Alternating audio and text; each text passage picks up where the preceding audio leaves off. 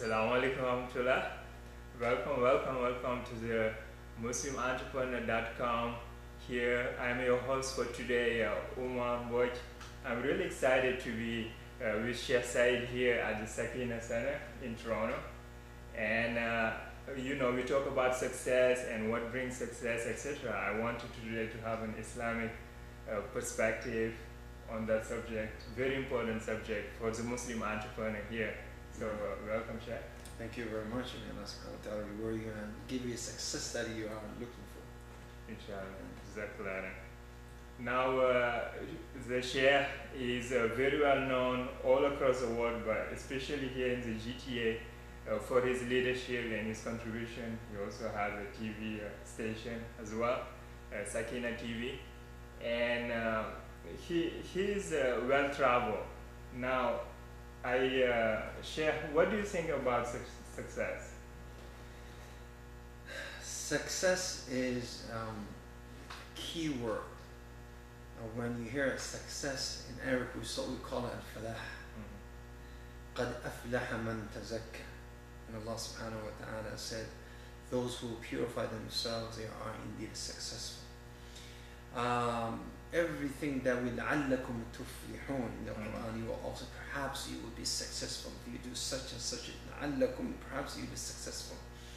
Success is, something that we all earn for, something that we all go for, something that we all achieve in both worlds, not only in dunya and not only in akhirah, but also we want to be successful in this dunya. No one wants to be a failure.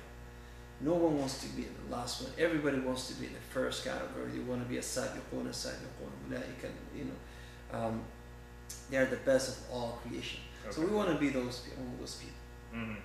And you talked is in the book. I mentioned some of your quotes where you said that the majority of the Sahaba, the 10 that were given glad tidings of paradise, died wealthy. No, yes. Now, we also hear a lot about the Sahabas that didn't have much. So, but we don't hear so much about the wealthy Sahaba. What do you say about that? Number one, all the Sahaba, they were all successful, alhamdulillah. All of them were successful in hereafter, in akhirah. Some of them were successful in the world, in this dunya, by having so much means, while others, they died with the minimum, like Mus'ab bin Umayr, Abu Dharr al-Ghafari. Those Sahaba, when they died, they had nothing. Now, again, being successful in this dunya is required, because without success, without having, and when we say success, I'm talking about success of having needs, or having properties, having money, because having these things are things that would allow you to be better, or to help you to be a better person in hereafter. And when you have to understand, Rasulullah sallallahu alaihi wasallam, when Umar bin Khattab, for example, I don't know if you remember, Umar bin Khattab and Abu Bakr radiallahu anhu, they had little, in Sahih al-Bukhari, they had little issues. Umar and Abu Bakr, they were talking, friends, and then Abu Bakr said something that Umar thought it was hurtful. And Abu Bakr also felt that it was hurtful. So they want to be successful here after. So they want to clear their accounts in this dunya. So Abu Bakr said, Umar, say it back to me. Say exactly the same word that I said it to you. Say it to me. So on the day of Yawm al-Qiyamah, we are equal. We are zero bounds. You're not going to hold me accountable. I won't hold you accountable. It's one on one. But Umar bin Khattab, he said, no, I'm not doing it. But I'm still mad. So he walked off and he walked away from Abu Bakr. And Abu Bakr started walking behind him, saying, say it to me. I don't want, say it back to me. And Umar walked away to the point, when we reached his house, he just closed the door behind Abu Bakr. Behind him, and Abu Bakr did not, were not allowed. Abu Bakr now, I'll tell you when the success, dunya success comes. Abu Bakr now, he got very concerned about his success hereafter. So he went to Rasulullah and he was grabbing his thawb. He was really rushing. And when Rasulullah saw him, Abu Bakr coming, and he said, لَقَدْ أَسْرَفَ صَاحِبُكُمْ. He said, yes, sahib, your companion. He's being a little bit, mashallah, he's, overexcited about whatever happened. He knew something else. He knew something was not right, Abu Bakr. Then Abu Bakr threw himself in front of Rasulullah. He said, Ya Rasulullah, I said this to my brother Umar, and I was wrong. But he refused to say it back to me. And then Rasulullah said, you should have asked him, or Umar should have said to you, may Allah forgive you. Then Umar, of course, when he calmed down, he came to his sense, and he said, went to Abu Bakr's house, he was not there. He went to the house of Rasul, he went to the masjid. Yeah. And when Rasulullah saw Umar bin Khattab, he got mad at him. His face changed and turned red. And then Rasulullah sallallahu alayhi wa sallam said, he said to the rest of the Muslims, to the rest of the Arab, he said, I came to you and I said there is only one God worthy of worship. And you told me I'm a liar, but he told me I'm a truthful. You would hold all your money for me when I needed, but he gave it to me. So here, the shahid, the lesson that we learn is, like, how the Messenger of Allah were able to survive, how was able to, give so he can spread the word of da'wah. Because of the means that was provided to him through Khadija, through Abu Bakr as-Siddiq, through those who had means. When Jaysh al-Usr, when Uthman bin Affan radiyallahu anhu, when Rasulullah he said, we're going to a journey. It's not like a picnic. This is a war. You're gonna go get killed. You're gonna go kill someone. You're gonna go get injured. I need people with wealth to come and donate. Okay. Donate. So Uthman bin Affan, Rasulullah, it's like we do fundraising for Ramadan, 27th of Ramadan. Who wants to give this? Who wants to give what? Rasulullah said, who wants to give fi sabilillah?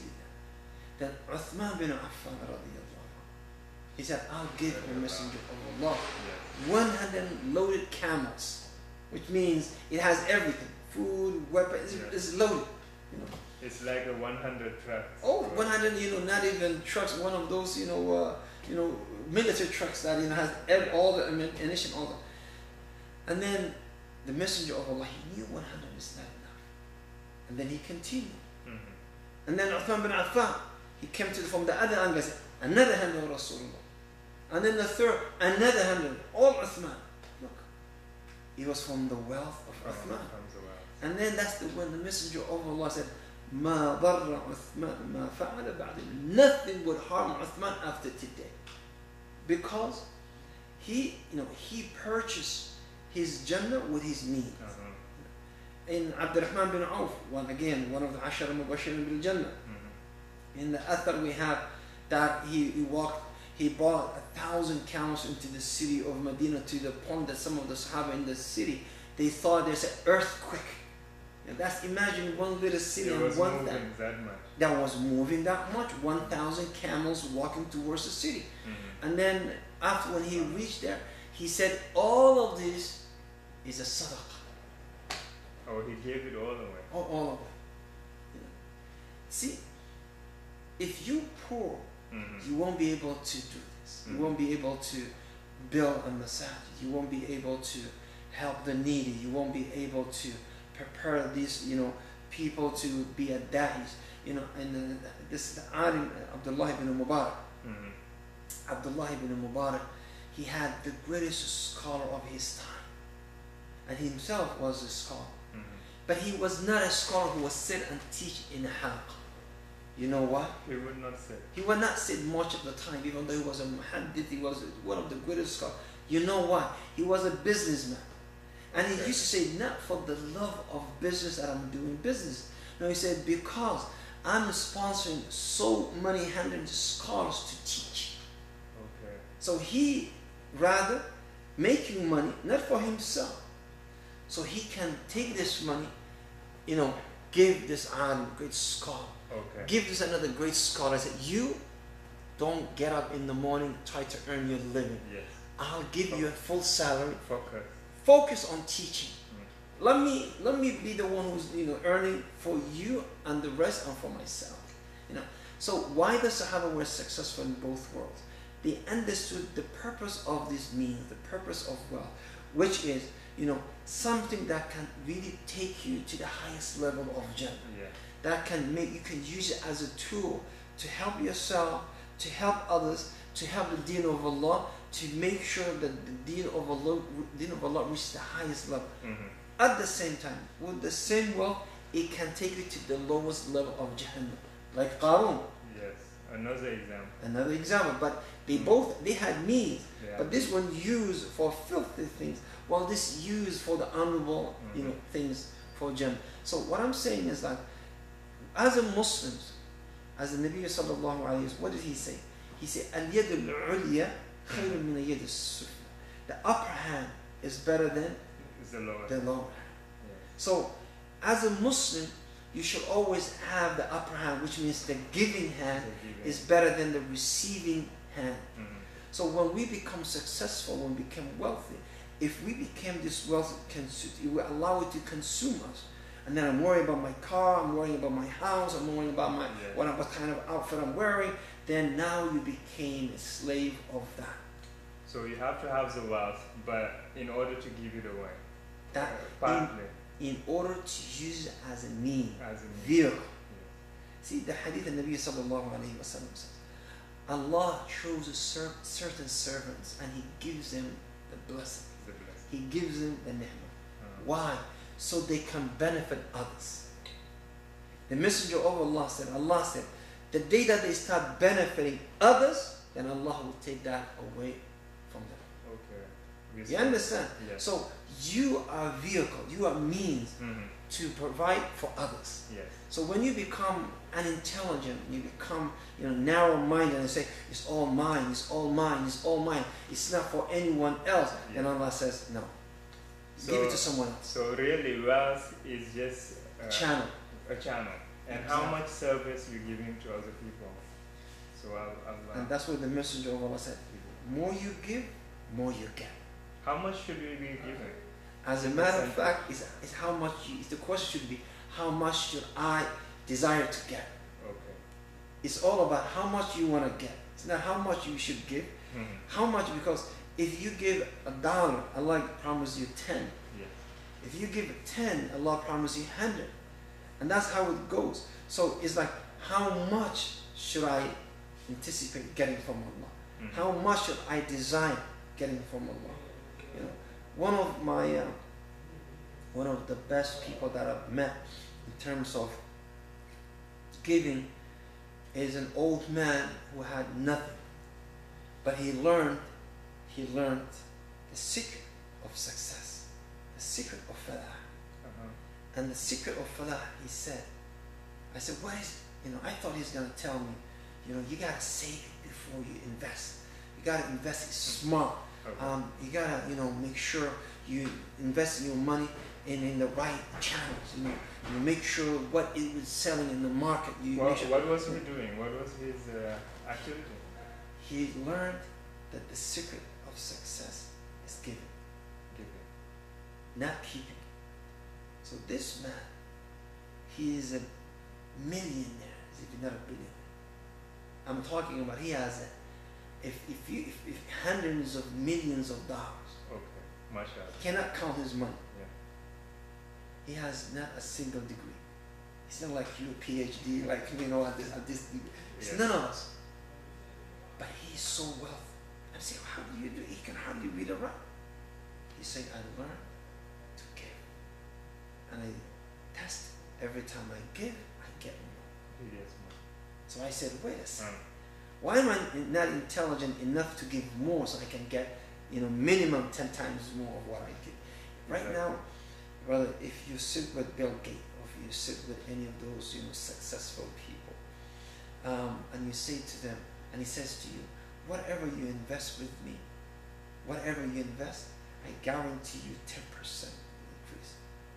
I'm sorry, not 10%, 10 times more. 10 times, 1,000%. 10 times minimum. Yes. And I will give it to you immediately. I wouldn't hesitate. You will not even hesitate. You will go and borrow from your parents, borrow from your friends, because you will pay them back soon. Yes, yes. You will go to your account and take everything from that account. And this is a human being who may forget your face and your name tomorrow. Who will forget, who may be busy with other things, who may even die after he takes your money. But Allah Almighty, the most powerful, He is telling you, I guarantee you, and guess what? 10 times is only the minimum. It can go up to 700 times based on your intention. 700 times. Okay. And I said, Wallahu wasi'un alim. I said, and beyond that, Allah is Lord. Now, if you have one drop of common sense, would you not spend, with Bill Gates? You would invest that money with Bill Gates because he said, if I don't do it, I'm an idiot. But Allah is saying, I guarantee you the return, and it's 700 times, 10 to 700 times more. But you have to have that belief that it's going to come. You have to have that. And that's why this old man, he had. You know what he does for Ramadan? This guy, he has factory of, he packs sugar, rice, flour, oil. You know what he done? Month of Ramadan, not a single penny comes to his account. Everything. He has trucks, and I've seen it with my own eyes. He has trucks that one truck after another, everything is loaded, gives to Masakin. Okay. To the beginning of Shawwal, he gets 10 times more than what he can. Okay. And that is a true success. That's a true success. No. But again, you need to understand what it means to have trust in Allah. You understand? Yeah. And there is also a section in the book where you talked about how some wealthy people will live, especially in the West. People glorify and they say you should be kind of stingy and live in a small house, drive an old car, etc. But you're saying that that's not the Islamic perspective.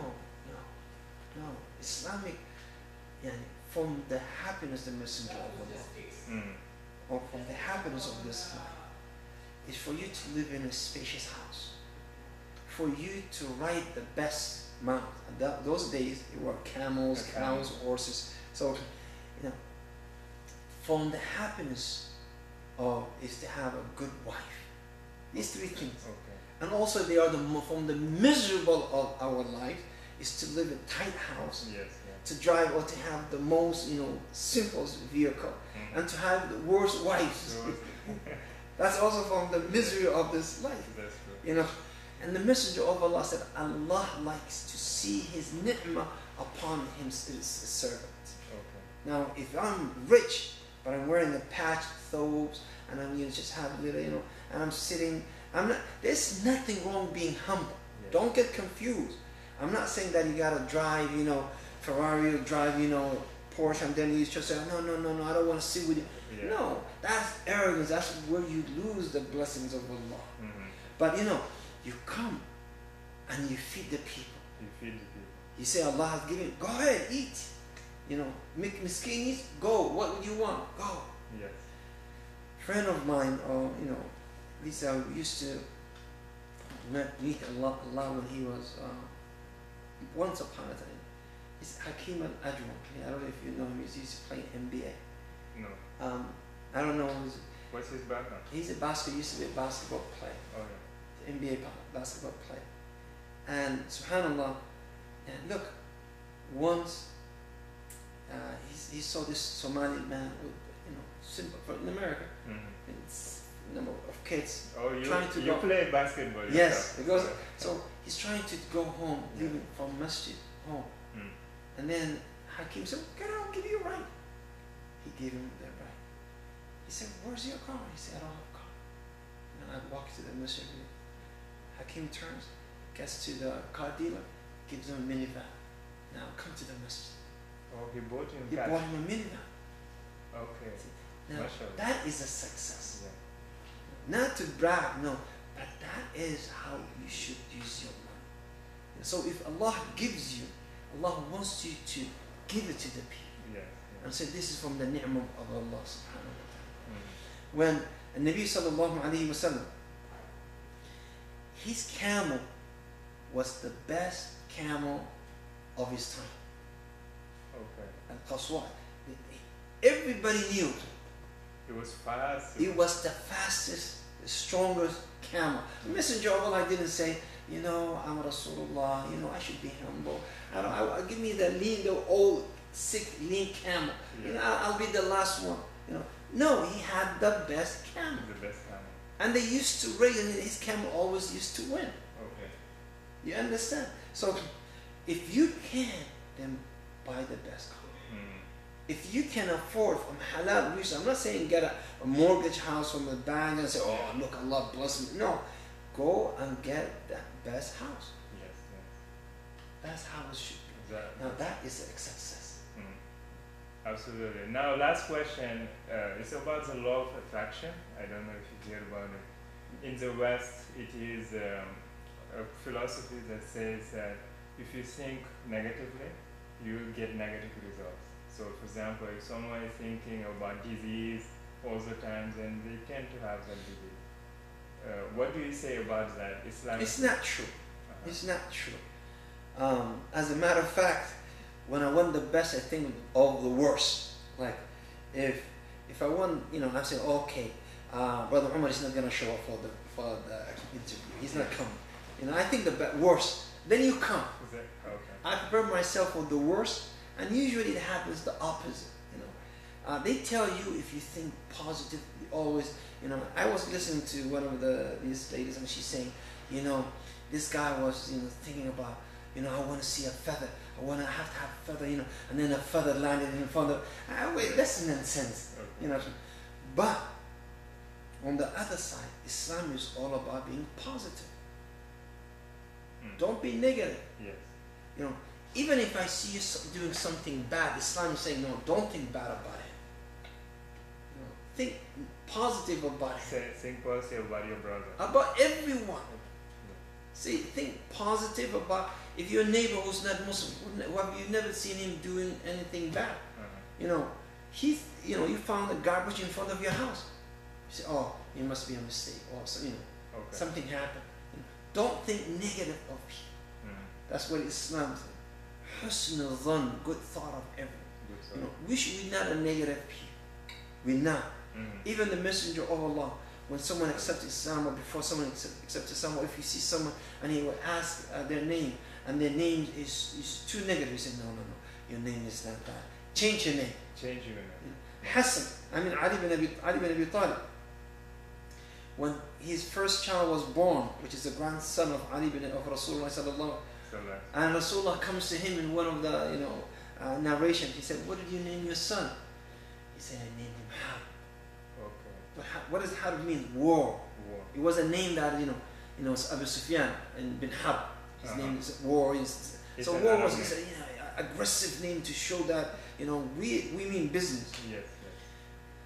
So the Messenger of Allah said, "No, his name is Hassan. His name is good." His name is good. Hassan means good. You know, good. Ali said, fine. Rasulullah named the boy. So then next boy was born. He said, what did you name your second child? He said, Harb.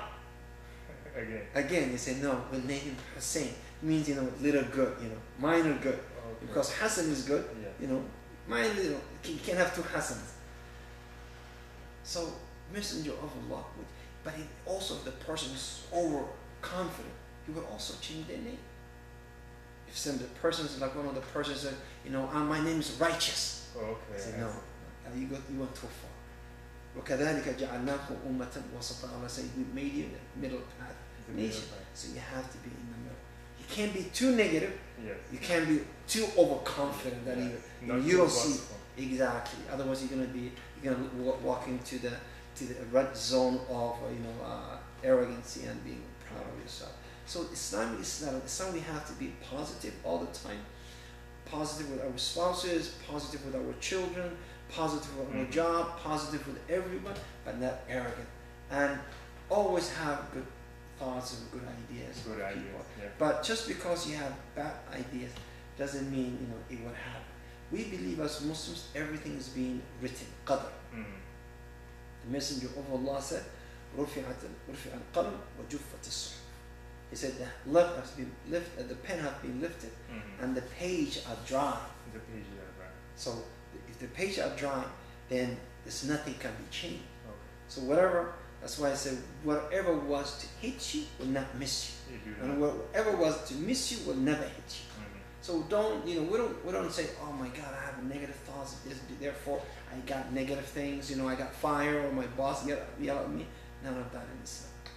It's already written. Yes. But you also have to be, always optimism, positive, and so on. Okay, so that was the last question. Jazakallah. Sheikh, and for the enlightenment and the Islamic perspective on success and entrepreneurship. May Allah subhanahu wa ta'ala give you success, and I will endorse the book for the brothers to read your book and watch your show. May Allah subhanahu wa ta'ala bless. Jazakallah.